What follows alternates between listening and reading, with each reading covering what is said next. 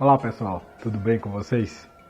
Estamos para mais um episódio de Lendo o Manual. Hoje nós iremos fazer neste ambiente tão bonito que é o Relógio de Flores aqui em Garanhuns. E eu gostaria de chamar a sua atenção para a gente comentar acerca de um fato muito conhecido de todos. Pelo fato de ser tão demonstrado em várias épocas do ano, principalmente como é a Semana Santa, nós iremos falar hoje sobre Judas Iscariotes, o traidor do Senhor.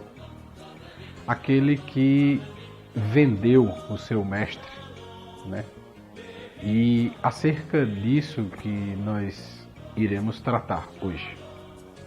Judas Iscariotes estava na ceia, na última ceia que o Senhor fez no cenáculo, e eles estavam ali comendo.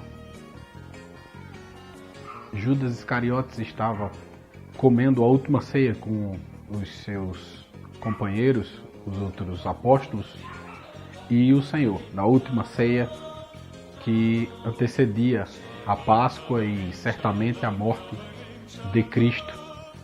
E nesta ceia o Senhor revela que algum deles iria trair.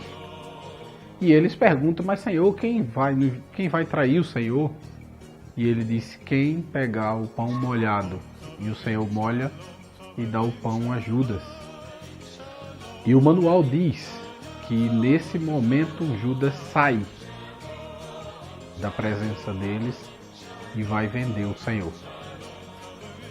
Mas o manual também diz que imediatamente Satanás entrou dentro de Judas e ele foi vender o Senhor.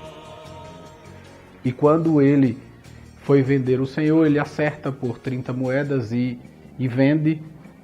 E eles imediatamente pegam os soldados e vão ali atrás de prender o Senhor, que já está no Jardim das Oliveiras, que era o lugar onde de costume eles oravam, acompanhavam o mestre na oração. E o que é interessante nisso é a questão entre informação e conhecimento. Existe uma distinção entre um e outro, existe uma diferença entre um e outro. Todos os 12 apóstolos estavam sempre com o Senhor, sempre caminhando com ele. E Judas era um daqueles que não procurava muito saber acerca das minúcias, dos detalhes de tudo o que estava acontecendo. Ele apenas sabia que Jesus era o Messias, que Jesus era o libertador de Israel, que Jesus era o rei de Israel. E isso era a informação que Judas tinha. E o que foi que Judas foi fazer, na verdade, nessa traição? Judas foi com o intuito de antecipar os fatos que ele acreditavam que seria a verdade, por conta de apenas ter informação, ele não ter conhecimento pleno da causa. Judas tinha no coração que Jesus tinha vindo para desembainhar uma espada, para lutar contra os romanos, estabelecer novamente o reino físico em Israel. Era essa a informação que permeava as ideias de Judas, mas não era essa a verdade. Então Judas foi vender Jesus justamente para que fossem antecipados os fatos. Ele já não aguentava mais viver naquela vidinha difícil, complicada, com poucas coisas. Ele já não aguentava mais. O que ele queria mesmo era ver Israel livre, eles poderem estar livres e estarem do lado do rei, passando bem. Mas ele se enganou. E no engano, da falta de conhecimento, ele vendeu Jesus. E a falta de conhecimento era tamanha que ele terminou se arrependendo do que fez, porque viu que não iria acontecer o que ele pensava que iria acontecer. Jesus foi preso, não levantou espada nenhuma, não lutou contra os romanos, foi preso, açoitado, enfim, o que todos sabem, foi morto. E diante disso, ele se arrependeu de ter feito, porque ele viu que aquilo que ele tinha feito não era a verdade, não tinha nada a ver com a verdade. E ele não tinha tanto conhecimento da causa que ele terminou se matando. Ele não tinha conhecimento de que não importava se ele tinha traído o Senhor perdoaria se ele se arrependesse e voltasse para o Senhor. Porque aconteceu um fato semelhante com Pedro. O Senhor olhou para Pedro e disse: ainda hoje, me negarás 3 vezes. E após dizer isso, ele diz: não, Senhor, eu vou até a morte contigo. E aquele negócio todo. Mas o manual mostra que após Jesus ser levado, Pedro nega Jesus 3 vezes. E Jesus disse: antes que o galo cante. Como é interessante esse texto. Antes que o galo cante. E eu digo a você, nesse exato momento que me assiste, que o galo não cantou. Literalmente, galo não cantou.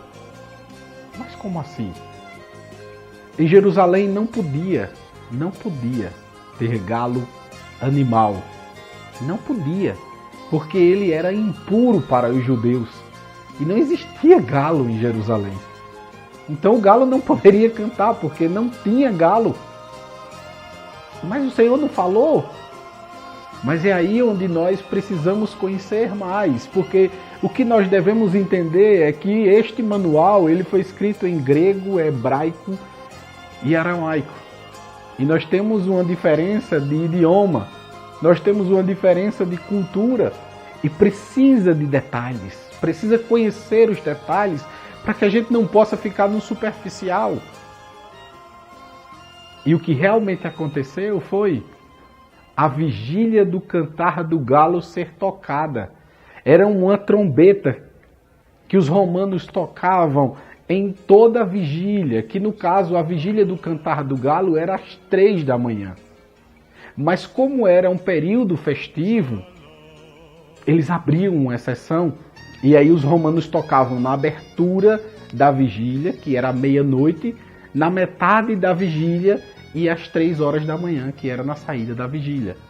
Então o que na verdade Pedro ouviu foi a trombeta do cantar do galo. Veja que interessante.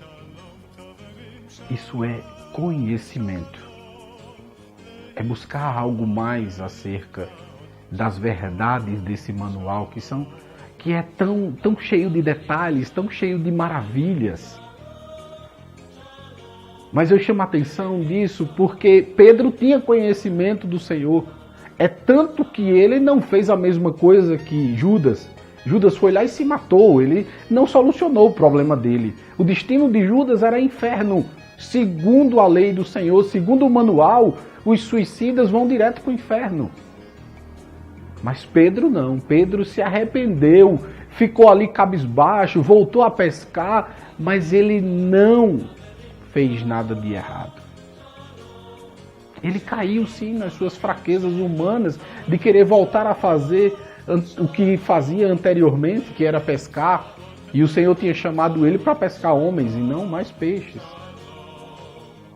Mas quando o Senhor vai ao encontro dele, ele está lá, de coração aberto, e sincero diante de Deus, sincero diante de Jesus. Por quê?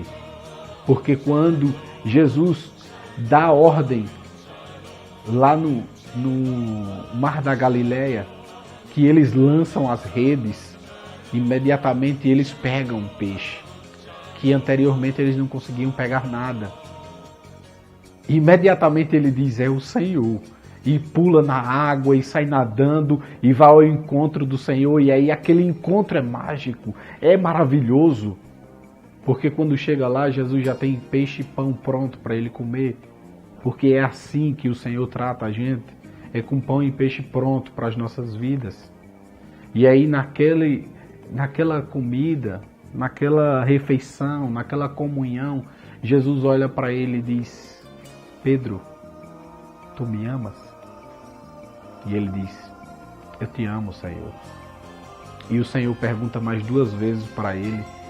E na terceira vez que o Senhor pergunta para ele, o manual diz que Pedro se entristeceu, mas repete: tu sabes, Senhor, que eu te amo. E aí esse detalhe, se a gente não for buscar no texto original, não encontramos o porquê de Pedro ter falado aquilo. Jesus pergunta agapasmi, que agape quer dizer amor incondicional, amor que eu amo sem querer nada em troca. E aí Pedro responde filo, que filo quer dizer aquele amor que eu só te amo se você me amar. Se você não me amar, eu não estou nem aí para você. E Pedro responde filo. E 3 vezes Pedro responde filo. E 2 vezes Jesus pergunta agapasmi, e Pedro responde filo si. Mas na terceira vez Jesus pergunta filo mi, Pedro. E por isso Pedro se entristece. Porque essa era a realidade de Pedro.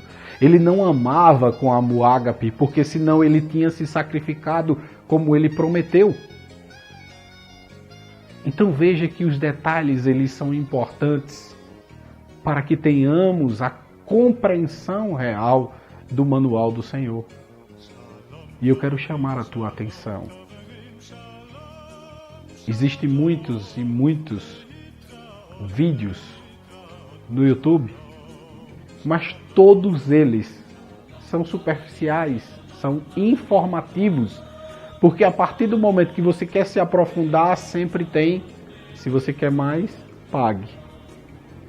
Sempre é algo para te chamar a atenção, para você ir mais além, e quando você realmente quer ir mais além, você tem que pagar. Que é a diferença, a informação está de graça. Ela continua de graça e ela tem em abundância, mas o conhecimento, esse não. Esse ainda continua caro e ainda continua escasso. E eu chamo a tua atenção para isso. Para de viver no superficial, se aprofunda mais. O Senhor quer falar contigo. O Senhor quer falar contigo. Eu quero orar por você.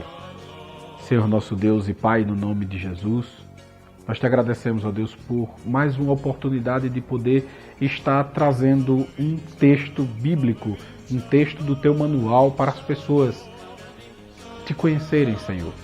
Pai bendito, que o Senhor toque a cada coração, que o Senhor, ó Deus, fale com cada um daqueles que assistem este vídeo, que o Senhor venha a salvar muitos nesta nação, neste mundo, ó Deus. Pai bendito, que as tuas mãos, ó Deus, se estendam de certa forma que venha alcançar milhões e milhões de pessoas neste país. Pai, abençoe as famílias, abençoe o povo brasileiro, Senhor. Ajuda-nos, ó Pai, neste período tão difícil. Deus querido e amado, abençoe ao mundo. Ó Deus, traz paz a Israel, que é o teu povo, que é a tua terra, Deus. Pai bendito, no nome de Jesus, eu oro a Ti, Senhor. Amém. Se você gostou, curte aí. E se você tem alguém que precisa ouvir essa mensagem, compartilha. Ou mesmo pegue o link, se você estiver assistindo no Face, e compartilha com as pessoas, para que a mensagem do Senhor vá mais longe e que o nome dele seja glorificado. Que Deus abençoe.